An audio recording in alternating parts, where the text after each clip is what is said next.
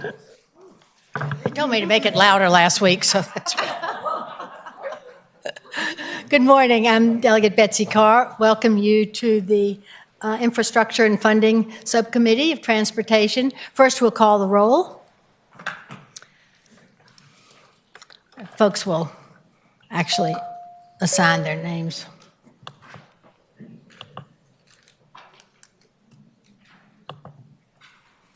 All right, thank you very much. We have several bills this morning to be heard, and we're going to hear Delegate Patrick Hope's bill first because he has to run a meeting next door. Thank you, Madam Chair. I have before the subcommittee House Bill 557. Thank you, Madam Chair, members of the subcommittee. House Bill 557 is a very simple bill. What it would do is it would direct the Northern Virginia Transportation Authority, before they approve projects, to consider the preservation of public lands. And this is very similar language that the Department of Transportation uses before they approve a project, to make the consideration of the preservation of the land that's around the recreation, the waterfowl, those that might be impacted by such a decision. It does also say that if it's feasible, and so it does have some sort of out to, if that's not possible, that they try to make an attempt to do that, because our lands we know it's very important that we have trails and things like that, but we also want to make sure that when we can make an effort and attempt to preserve those lands before paving over them. So that's the bill in a nutshell. I know I brought this bill on behalf of several of my constituents in Arlington that have been asking me to take a look at this, and so that's the bill before you. I do know I have someone here that's online to testify in favor of the bill. Thank you. Thank you, Madam Chair. Any comments, questions from committee members? All right, I think we have someone online who wants to testify. Dr. Bernard Byrne. Yes, hello. Hello. Please vote to approve this bill. The bill will prevent the Northern Virginia Transportation Authority from funding projects on public lands in parks, recreation areas, and wildlife and waterfowl refuges, unless there is no feasible and prudent alternative, including the no action alternative. The bill's language resembles that in a section of the U.S. Code. Congress enacted the first version of that section in 1966, when interstate highway construction was starting to damage or destroy those types of public facilities. The same type of damage is now occurring in Northern Virginia because of the defect in the law that the General Assembly enacted when establishing the authority. That law requires the authority to give priority to projects with the highest congestion reduction relative to cost ratios. Environmental impacts, therefore, do not affect the rankings of or approval of projects that the authority funds.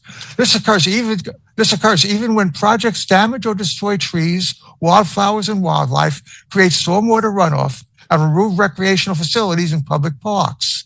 This recently occurred after the authority funded a project that doubled the width of a paved trail in the Washington Old Dominion Railroad Regional Park in the city of Falls Church from 10 feet to 12 feet. The project removed many trees and shrubs that a garden club had planted 40 years earlier, as well as much of a natural area that contained other trees. The project removed milkweeds that were feeding monarch butterfly caterpillars, but did not replace any of those important plants. The project also removed recreational facilities that it did not replace. The bill will not increase the authority's operational costs or create a need for additional staff. The authority receives more funding requests than it can approve. Other projects will therefore replace those that the bill prohibits. Thank you. Please pass this bill. Thank you. Anyone else? Do we have any other online comments, questions? All right. Any other comments? Delegate Watts. Yes, thank you, Madam Chair. I have a question of the patron. Having been involved with the authority from its inception, its focus has always been twofold. One, it has to mitigate congestion. It has to reduce congestion. That's what we as the General Assembly said. It's the purpose of the taxes are to be directed. So that's then it also then does not have the capability to do its own projects. It has projects that are brought to it by the various jurisdictions and Metro, et cetera, for funding. So that the bill as I see before us, as the wording of it, seems to imply that we're going to give the authority the ability for this kind of oversight rather than that kind of oversight, critical oversight, being done in the development of the project that is brought before them. So I would ask the patron whether the patron would consider an amendment that would, after the word shall on line 15, strike the remaining language of that line, prioritize the preservation of natural beauty and natural resources of the countryside and public parks and recreation lands within the localities embraced by the authority, and say shall, on through line 17, shall not approve any program or project without considering whether it. And obviously, I'm on the fly here, but this goes in line with making sure that any project proposal that comes before them has done due diligence on these issues without assuming that the authority has that ability to do as required, and also making sure that the word prioritize does not compete with the prioritization that it was established with the authority. Yeah. Madam Chair, I would consider that a friendly amendment because I think it does accomplish the goal that we're seeking, is to make sure that consideration is made for the preservation of these areas before the project's approved. Delegate Watt, go ahead.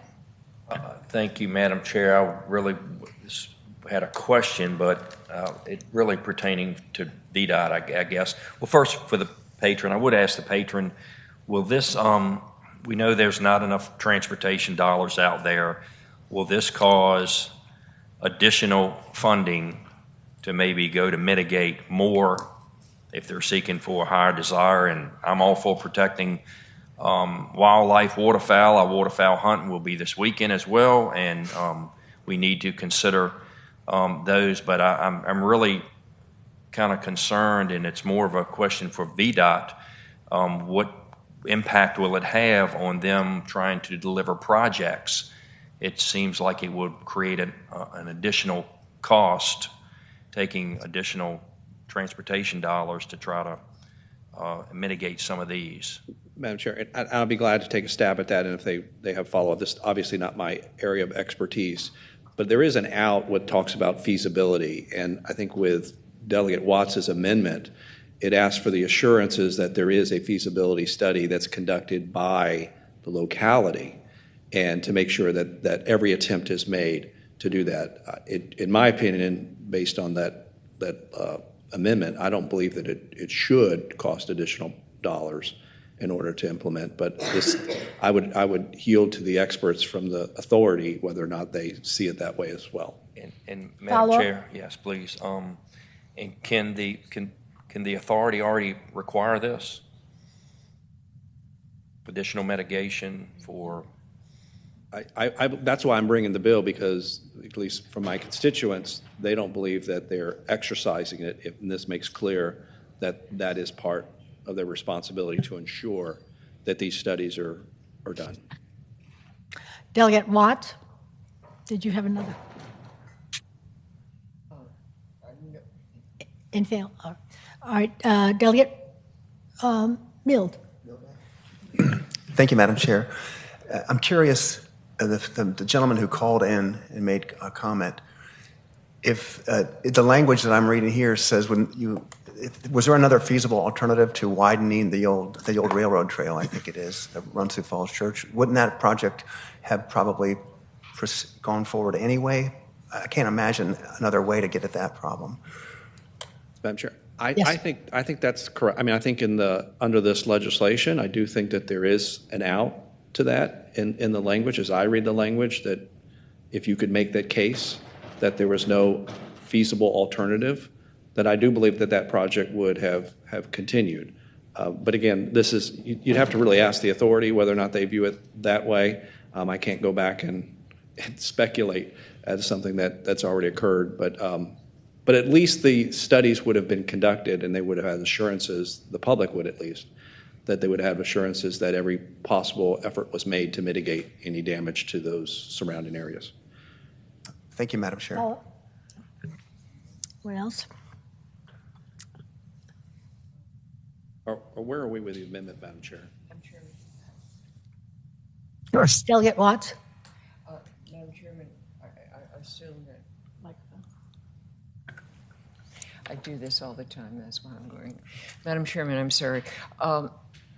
As I'm sitting here with counsel, I know I'm going to feel more comfortable, and perhaps the patron does too, if our time allows this to be carried to the next meeting while we make sure that this language properly reflects the process of projects have to go through before they come to the authority for the regional money to supplement their being carried out.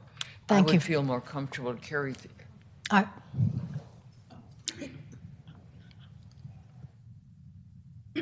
Pardon me, Madam Chair, members of the committee, I am Tracy Baynard with McGuire Woods Consulting, representing the Northern Virginia Transportation Authority. We thank the patron who's been talking with us for a while. Sorry, dry air. About this bill, and we've expressed our concerns about it, and they're manifold. Delegate Watts picked up one. We do not implement projects. We are the funder.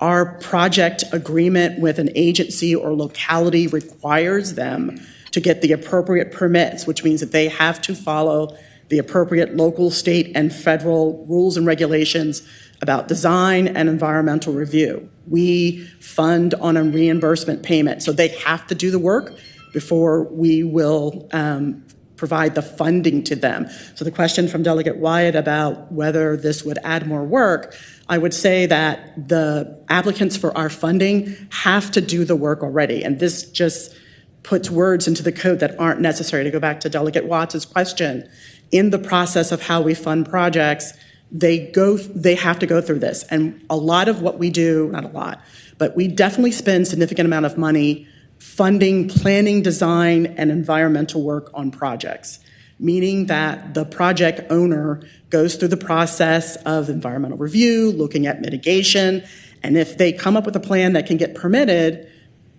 then that means that they have followed the rules. So our concern about this proposed legislation is that it assumes we don't have that going on, and we do.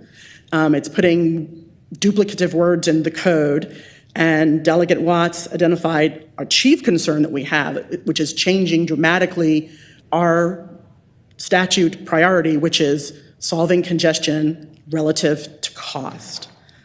So we are in opposition to this bill and hope that you won't vote no. Happy to answer any other questions. Any questions? All right, so I see someone else that wants to speak. Madam Chair, Dylan Bishop on behalf of the Heavy Construction Contractors Association. Collectively, we are horizontal construction agencies that employ about 40,000 Virginians, mostly based in Northern Virginia. We oppose the bill as well. I'd like to align my comments with the lady who spoke just before me. Thank you. Thank you. Any other comments?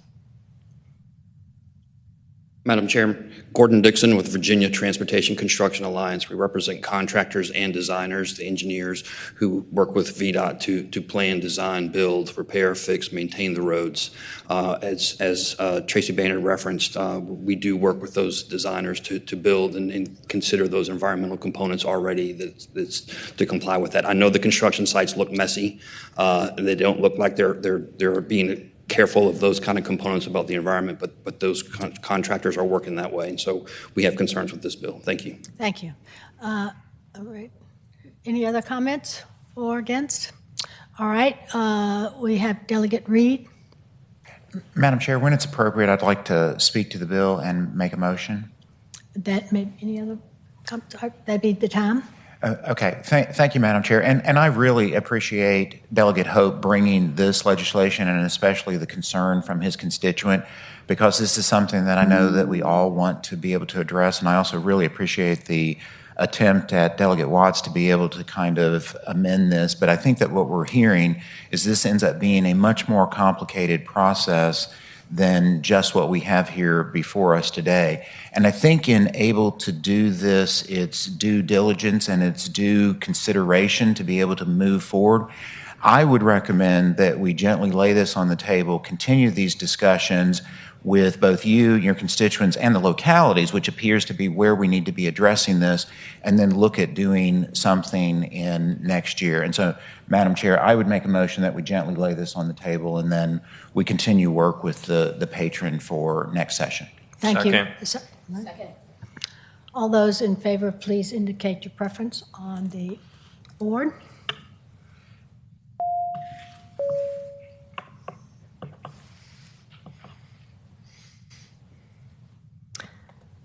Thank you. The vote to table is 7-0. Delegate you, Hope, Madam thank Chair. you so Thank much you. for bringing this forward.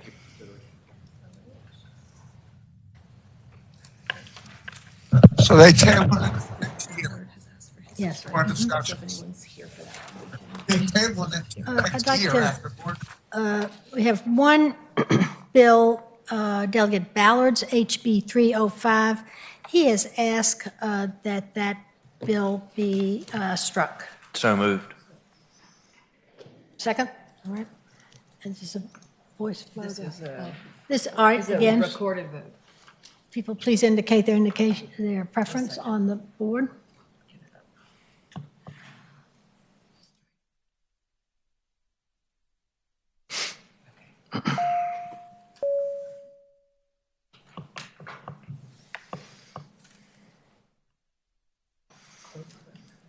Close the vote.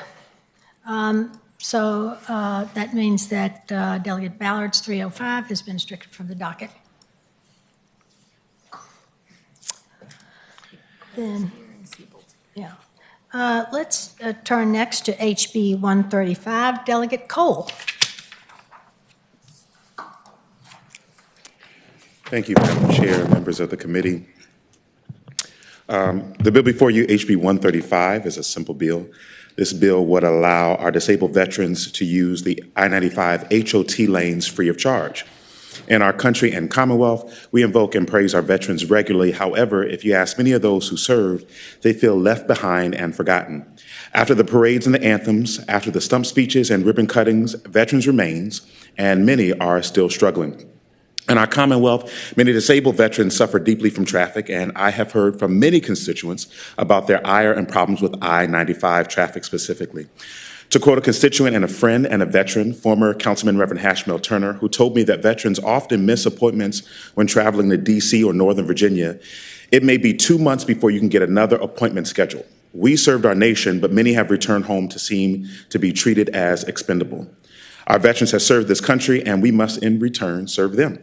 15 minutes less on the road may not seem like a lot, but it really can be a game changer in mobility and freedom. This is a small favor to pay back a large debt, and as currently written, this bill permits vehicles displaying a disabled veteran license plate as issued under Section 46.2-739 to be granted an exemption from the tolls on the I-95 HOT lanes, irrespective of the number of occupants in the vehicle. It was brought to our office's attention that restricting the bill to I-95 may be discriminatory under the agreement between VDOT and the HOT lane operator Transurban, so I'm amenable to striking the language in the bill that limits this specifically to I-95. But I would hope it would be the privilege of the body to pass this on the full committee. Any questions from the Yeah, delegate? thank you, member? Madam Chair. I'd like to, do we know, we all support our veterans. I'd like to know what the cost impact is on this. Do we have any idea? And that VDOT might be able to tell us how many people actually qualify or use these types of tags that would drive through Stafford or drive through down 95, I should say, through the Stafford area. And I'm also wondering, in order to get a disabled license plate, veteran license plate, do you need to be 100% disabled, or what percentage disabled do you need to be? Those are a few of my questions. Thank you, Madam Chair. I will return to gentleman. According to the fiscal impact statement that we have, the impact to the Virginia Department of Transportation is indeterminate at the time, according to what's on LIS. And as it relates to how to qualify for the disabled veteran license plate, I'm not sure if we have someone for VDOT who is here who may be able to answer that. Ms. Maxwell?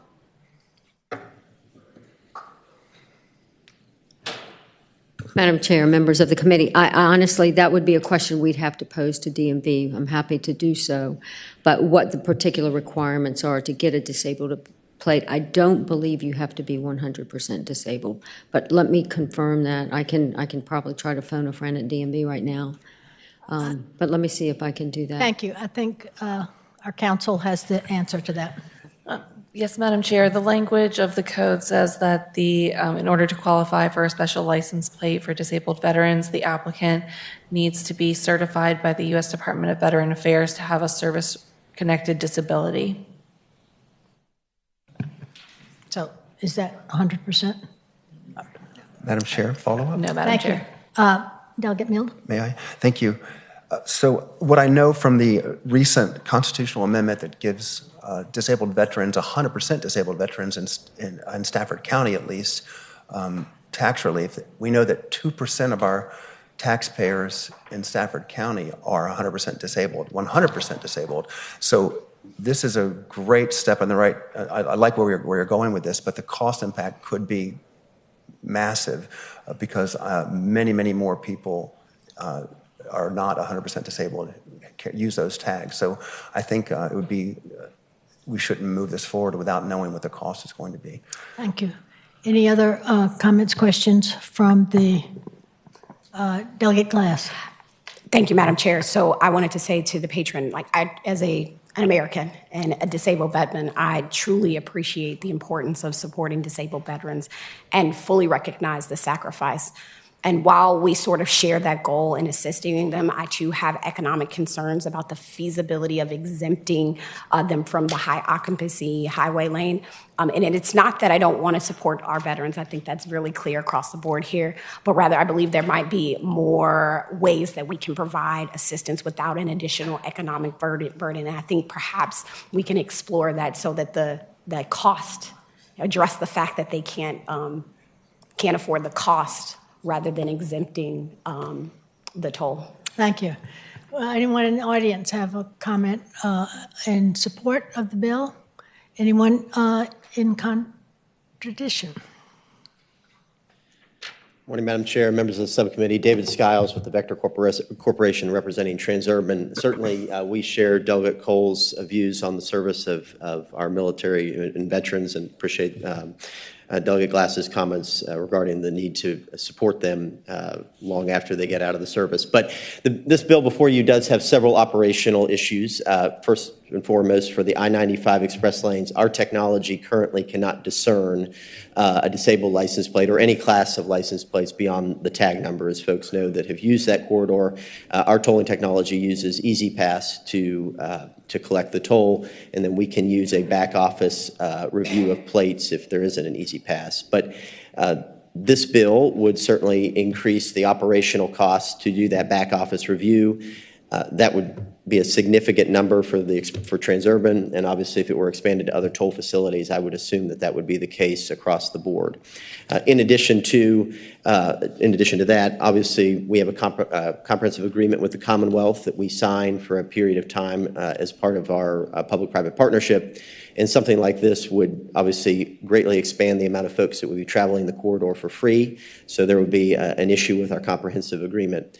And then finally, as folks know, our express lanes are dynamically tolled. That toll rate changes depending on the traffic flow. On the express lanes, the federal highway requires 45 miles an hour. Our contractual obligations with the Commonwealth are 55 miles per hour on I-95 specifically. So the more vehicles that are in the express lanes, the higher the toll rate is for everyone else that is traveling that corridor. And certainly we again respect the service of our veterans, but this does create several operational challenges and obviously the way that our toll road or express lanes operate from setting the toll rate. Happy to answer any questions. Thank you. Any questions? Delegate Glass, did you have Delegate Reed? Yes, Madam Chair, thank you. I have a couple questions for Mr. Skiles, if you could, just because I think it would help to better understand. So you said that there would be an additional cost of operations for Transurban, and you're currently operating under an agreement with the Commonwealth. So if there's an additional cost of doing business, does that in some way affect your current agreement with the Commonwealth, and where does that additional cost get absorbed? So that's one question. And then the second question is somewhat related. So you have a contractual obligation to have a certain amount of speed on the road.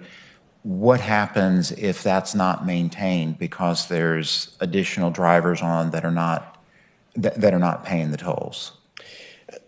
Madam Chair, Delegate Reed, I'll try to answer both those questions best I can. The first being, from an operations perspective, we have a group of folks that sit in an office somewhere and review license plates when easy passes aren't in the vehicles, right? When you start talking about expanding a class of license plates to the degree that we're talking about, and we all have realized that service-disabled plates are more than just 100% service-disabled, that would obviously require us to have a lot more human bodies doing manual review. So it would slow the process by which we can get toll notices out, and there would be operational costs. And those would typically, again, it would be a discussion with the Commonwealth about how that is addressed. But given the terms of the comprehensive agreement, it would potentially, we'd be looking at some sort of compensation event that the Commonwealth would be responsible for in some part, at least in some way. Secondly, the road is dynamically tolled. All express lanes in the Commonwealth that are dynamically tolled are required by federal highway to maintain a minimum average speed of 45 miles an hour. Contractually, those may be different depending on the facility, but on 95, our contractual requirement is a 55 mile per hour average speed. And so there are a series of federal guidelines that would and penalties in our comprehensive agreement if that speed in the corridor is not maintained. I do not know off the top of my head what all those are, whether by federal statute or by contractual obligations, but there would be some. Obviously, because it's dynamically tolled, the more vehicles that are in the express lanes, the higher the toll rate is going to be for everyone else that's traveling in the corridor. Thank you. Any follow-up?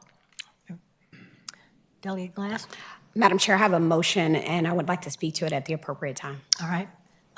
Check. Any more comments in opposition or in favor of the bill? Delegate Glass. Madam Chair, before I make the motion, I'd like to say I'm hoping that the space really heard what Delegate Cole, the heart of what he is trying to get to with this bill, and that we seriously as a body need to explore alternative funding sources and initiatives that ensure veterans get the support that he needs. As a veteran who has to travel through a tunnel and has missed appointments to get to the VA in Hampton, and the frustration, the heartache, and the lack of care because of the commute is a huge part of what he's saying. But I hope that I just wanted to make sure that we got to the heart of what he was trying to say as I move to gently lay it on the table, and hoping that this space can really honor that and really look at how we can be supportive in that way, because the biggest barrier to veterans right now is healthcare. Thank you. There's been a motion to lay the bill gently on the table. Second? Second. I'll please indicate the preference. What? It's not debatable. Oh, sorry. Whoops.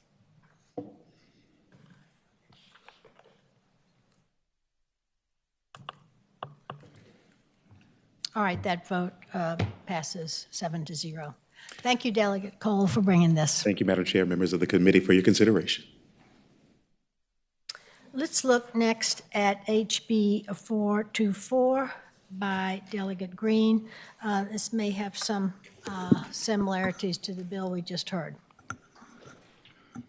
Good. Delegate Green, so tell us. Good morning, Madam Chair. And this is a bill to provide, and I'll highlight some of the differences in this bill than Delegate Cole's. And I want to reiterate, Cole's heart is in the right place, and I think my bill addresses some of the comments and concerns that I've heard.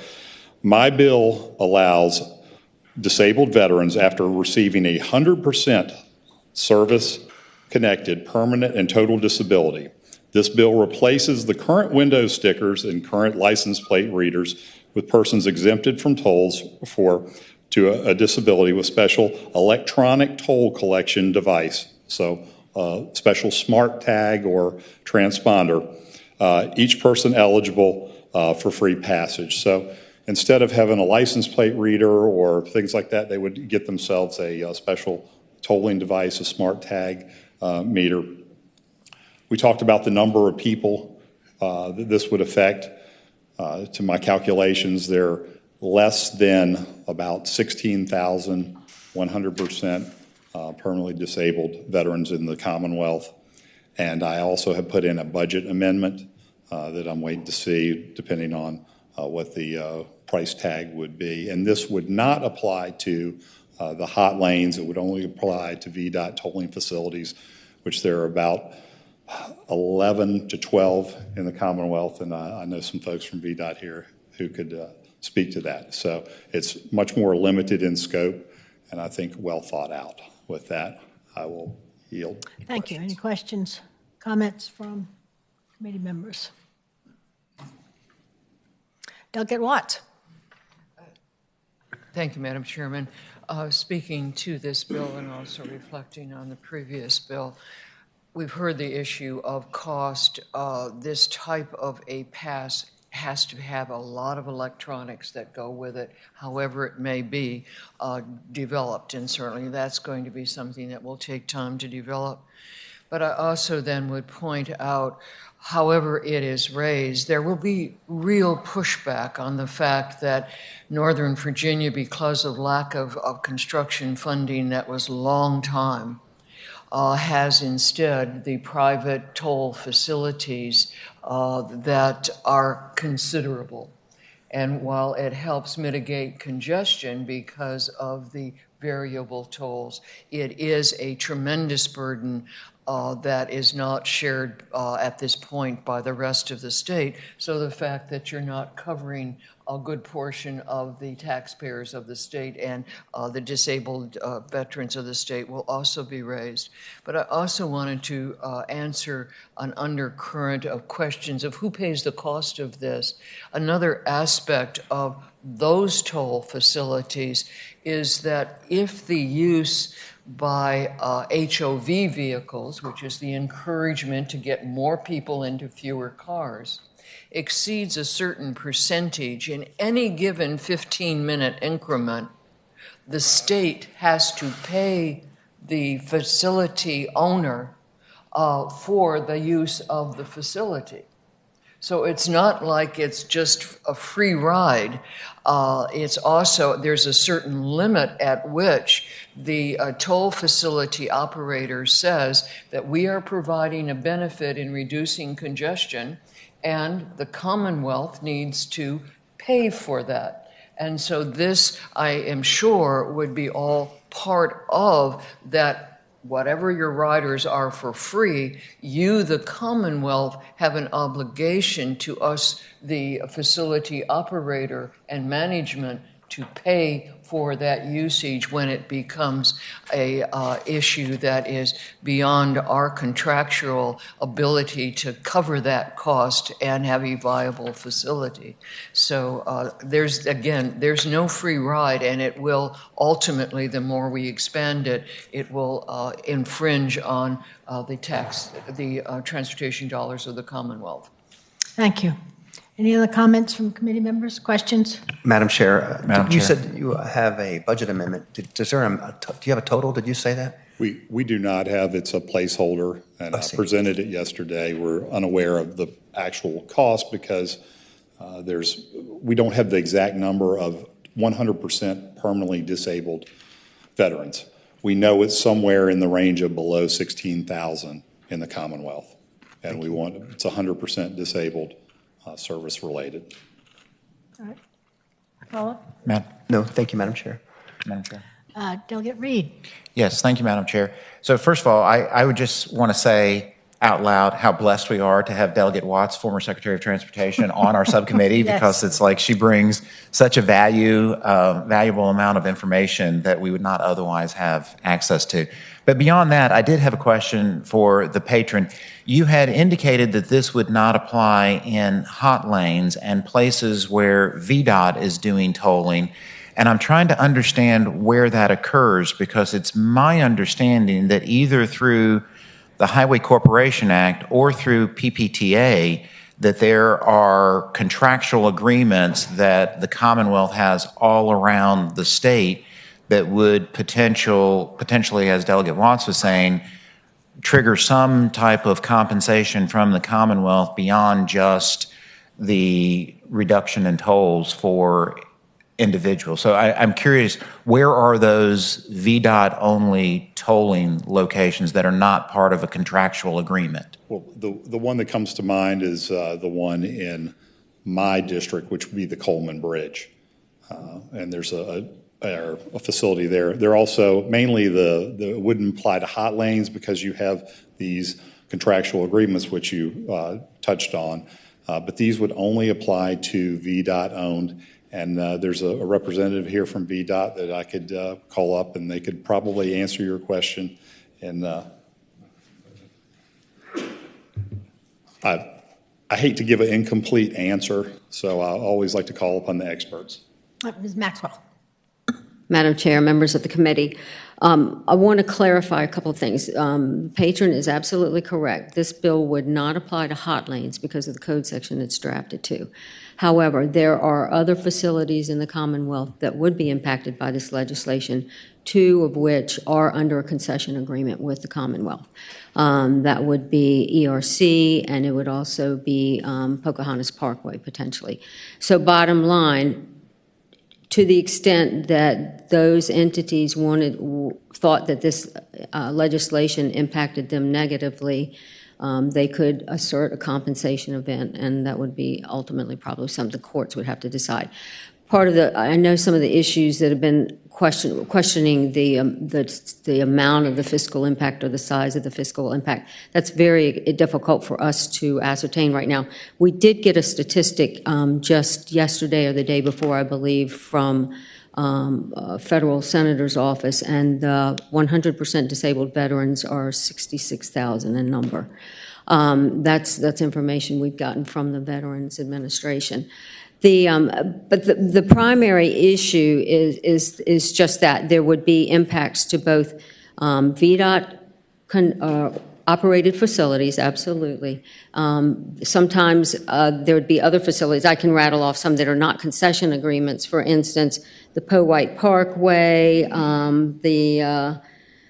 the Dominion Boulevard facility down in Chesapeake. So there would be entities that are impacted that also don't have concession agreements, but at the same time, it's, if these facilities are very dependent on tolls, they're backed by bonds and debt, and those revenues are very important for backing the bonds and debt. So just wanted to clarify a few points and to provide you a little more information about the facilities that would be impacted. Thank you. Madam Chair, Follow up? Yes, Madam Chair. Ms. Maxwell, just to clarify, so you said 66,000, 100% disabled in the Commonwealth, not 16,000, and that's from a U.S. Senator's office. Yes, Madam Chair. We received this from someone in, I believe, it was Veterans Administration. Is that 90% or? 100%? No, this is, I'm sorry, that is 70 to 90. I'll take that back. Okay. But I can do the numbers. I've got the numbers, so I can do that. I can give you those numbers. You may be right. Thank you. I believe I am. Okay, I'll have to do some math. I Other apologize. questions, concerns from the committee members? All right, anyone in the audience wishing to speak in favor of this bill? Anyone wishing to speak in opposition? All right. Is there a motion from the committee? Madam Chair, I'd like to make a motion to gently lay this on the table. All right. There's a motion before us to gently lay this bill on the table. Can members please indicate their preference on the electronic board?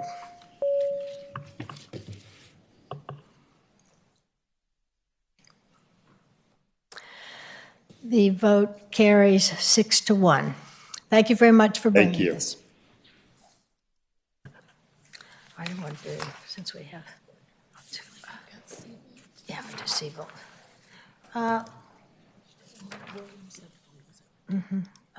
Siebel's number. All right. Let's hear HB 532 next. Delegate Siebel. Good morning, Madam Chair. Members of the committee, thank you for having me today. Last year, this is an important bill, and I appreciate the opportunity to tell you about it. Last year in my district, 3 Oakton High School students walking home from school were tragically struck on Blake Lane in Fairfax County by a speeding car driven by a fellow student. 2 of the victims, Ada Gabriela Martinez Nolasco and Lian Hanjia Yan, died. The surviving victim continues to recover from her injuries. I am bringing this bill on behalf of my constituents on Blake Lane who have been calling for change on this road for many years, even before this accident. A few of them are on Zoom or submitted comments. Madam Chair, we need to prioritize pedestrian safety before approving a project, especially near schools. HB 532 was designed to improve pedestrian safety outcomes in school zones. The goal of this bill is to ensure that projects initiated in school crossing zones take into account pedestrian safety first and foremost. For example, Stenwood Elementary School, which sits on Gallows Road in my district near the intersection of Gallows, 66, and 495. VDOT initiated a project to widen Gallows Road from 4 to 6 lanes, which has already taken away the crosswalk for children crossing a very busy street without adding a crosswalk or a light. The kids literally have to play Frogger across a 4-way highway just to get to school in the morning. We must consider student safety when projects take place in school zones. Getting our children to and from school should be our utmost priority. Thank you, Madam Chair. Thank you, Delegate. Any questions from the committee members? Any comments in the audience? In favor? We have one person online who, and I'd just like to bring up, we are allowing this person to speak because the advocacy group talking about student safety. However, I'd like to reiterate that it's very important if someone is going to speak on Zoom that they register 24 hours in advance. So that's why we didn't have this one named in advance, but we have it now. And so I'd like to call on Mr. Mike Dole. Okay. Thank you, Madam Chair. My name is Mike Doyle, and I'm with the Northern Virginia Families for Safe Streets. We're a pedestrian-focused organization. We have chapters in Northern Virginia, including our Fairfax Families for Safe Streets chapter. We have about 1,500 members, all volunteer organization, and we focus on pedestrian safety. And there's a lot of work. We can go, I won't take the time now, but statistically, Fairfax County has had way too many fatalities, pedestrian fatalities. And even though in this past year, 23, the number of fatalities dropped, it's still, for the 19 families who lost their loved one, it's a very, very difficult process. And equally devastating is the number of people who were seriously injured. That's actually gone up. And a lot of the reasons for these tragedies is that the roads themselves need to be repaired, need to be adjusted for the increase in the number of people who are walking and biking now as we become more urbanized throughout Virginia. So Blake Lane is unfortunately a prime example, and it's taken a long time to fix Blake Lane as one example. So we come from the perspective of the pedestrian safety, and VDOT has been trying to respond more effectively to pedestrian safety, but it's still not enough. It's still not urgent enough. Route 7, Route 1 US South, people are getting killed. Blake Lane, we've been talking about getting things done. It hasn't happened yet. A lot of studies and studies. So this bill will help us, we believe, to try to get a sense of urgency and the perspective of people that are vulnerable on the roads, like pedestrians and cyclists. Thank you very much. Thank you, Mr. Doyle. Anyone else to speak in support of this bill? Anyone in opposition?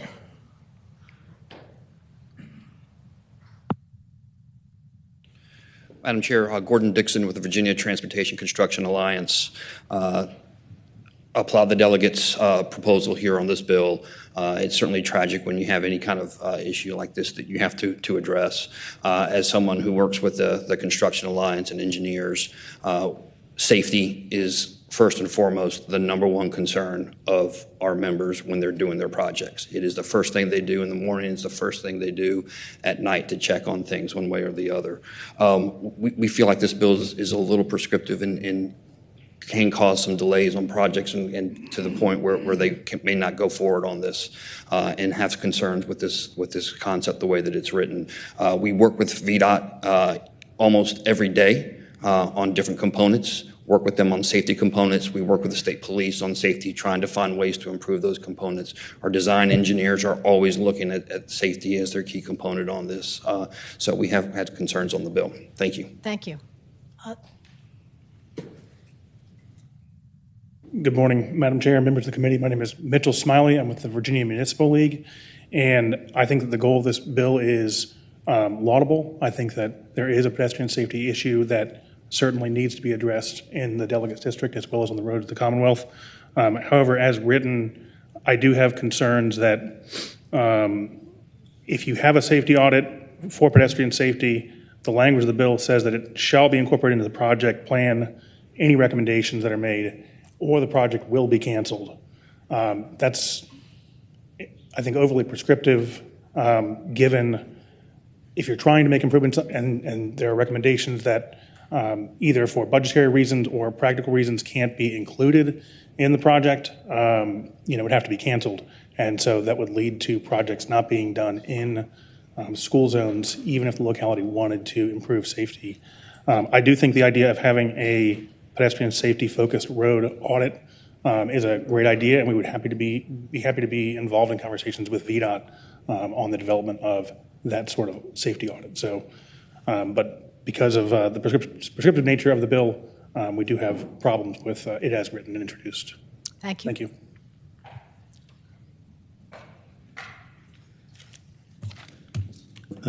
Madam Chair, members of the committee, James Hutzer, Virginia Association of Counties.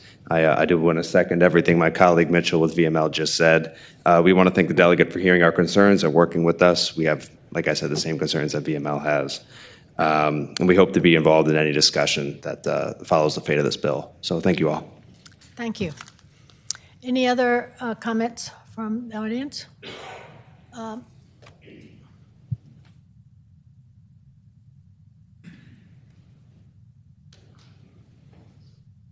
Madam Chair, members of the committee, we met with the delegate, with Delegate Seabold and with her aide yesterday. And while we appreciate the intent behind the legislation, we do feel like there might be some unintended consequences with the way it's drafted now. And we would be more than happy to work with her and others to address the language and perhaps put the bill in a better position with regard to those unintended consequences. Thank you. Any other comments from the committee or in the audience? I believe at this point we've had a recommendation to gently lay this on the table and request that a letter be sent to VDOT so we can work as Ms. Maxwell had said, we can work because we know the importance of the pedestrian and student safety. Do I have a motion to that effect? Second. All right. Those in favor, please indicate on the board the interest in sending this with a letter to VDOT.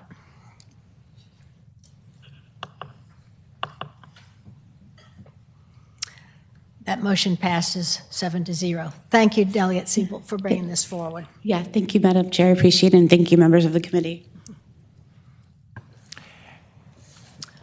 Madam Chair. Delegate. I know that this might be out of order, but House Bill 811, Delegate Munden King has asked that that be taken by for the day. All right. Do we need to vote on that one? Yeah. We have a vote on HB 811 has been moved that we take that by for the day. Those indicating their preference, please do so on the electronic board.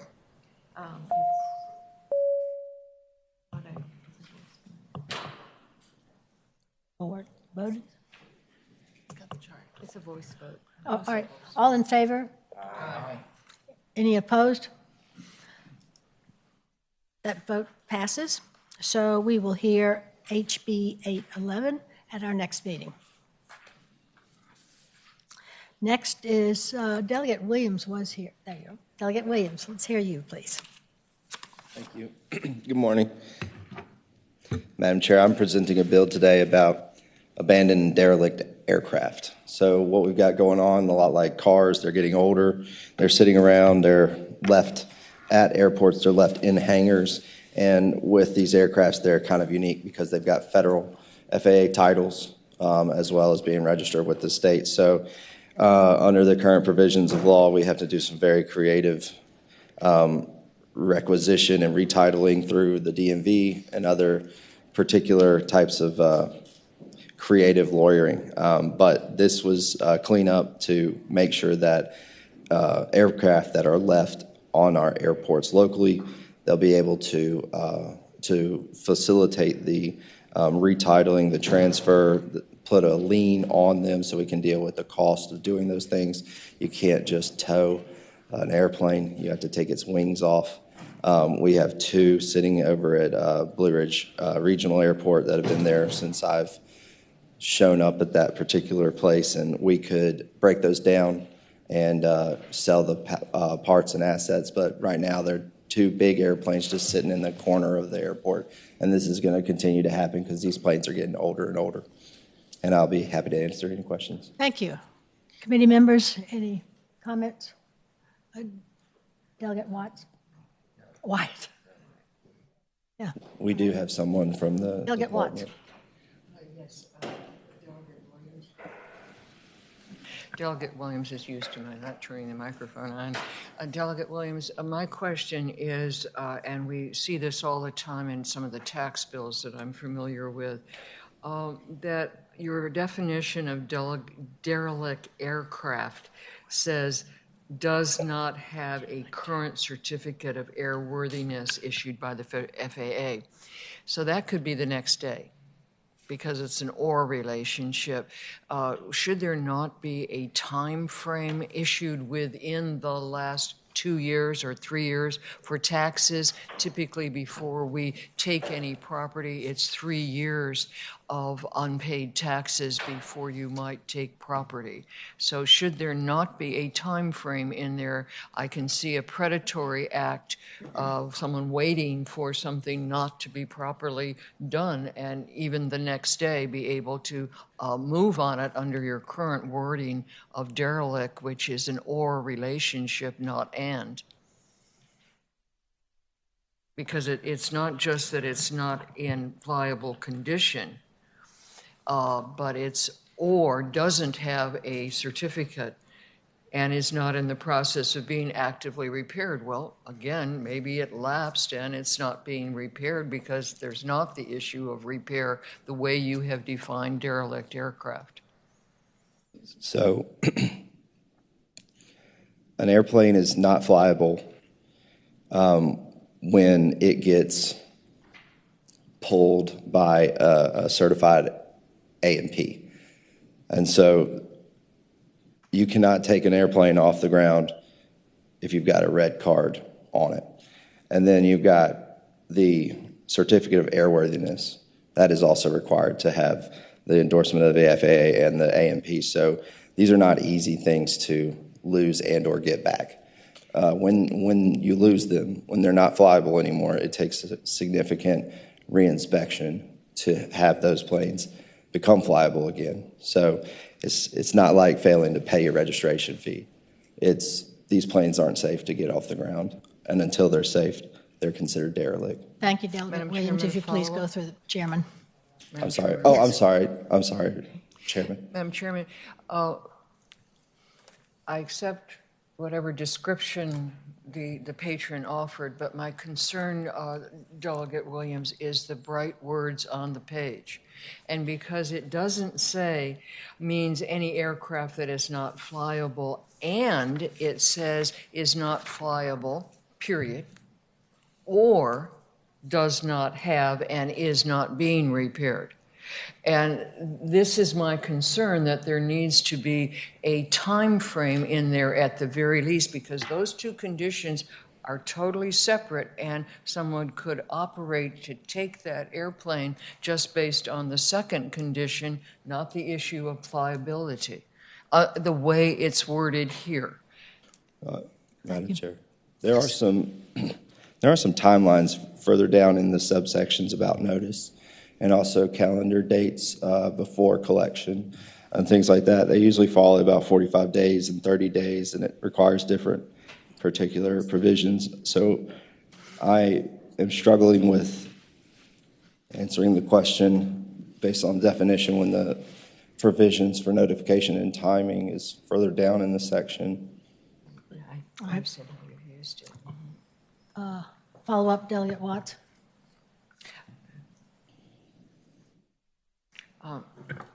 Madam Chairman, just to conclude the conversation, I understand, as Council is pointing out, that within the body of it, you're trying to make the kind of protections for the owner of the airplane that I'm concerned about, but I still have real problems with the whole structure before us, not the goal, but the way in which it's structured, of whether or not it shouldn't be a better language that would protect the owner of airplanes from someone who is just looking to take that plane.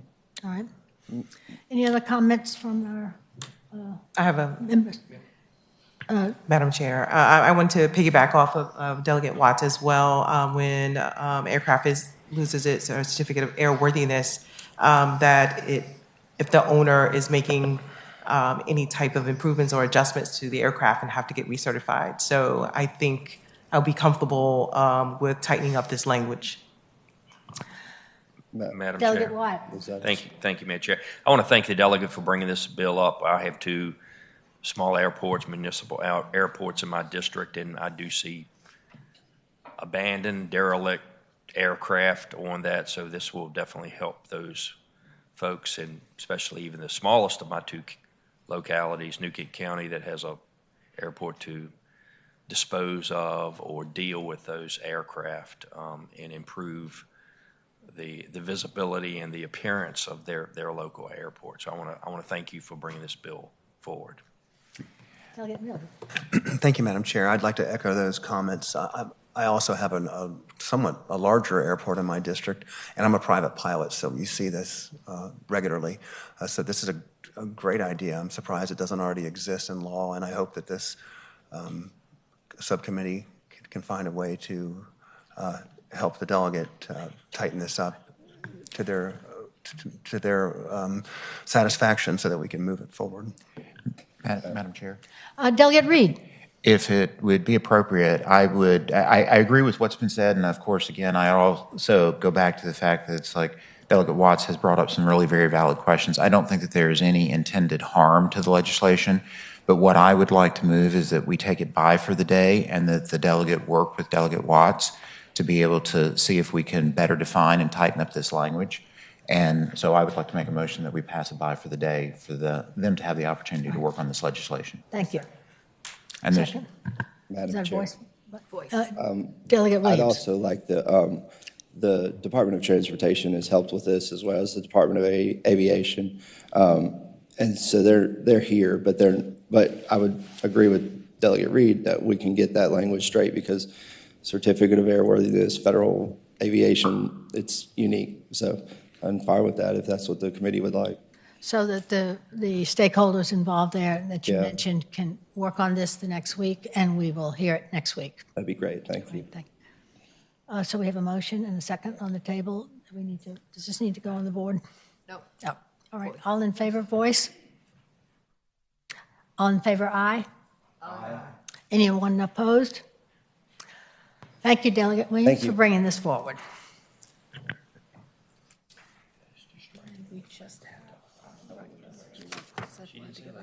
All right, we have one bill left, Delegate Runyon's, what I've just gotten a request that he is working on it and would like it to go by for the day. So until we hear that next week. 661. Runyon is 661. Okay. All right. That'll be a voice vote. So moved. Second. All right. All in favor? Please say aye. Any opposed? All right. Thank you. Any other business to come before the subcommittee? Thank members for their attention and concern. Meeting is adjourned.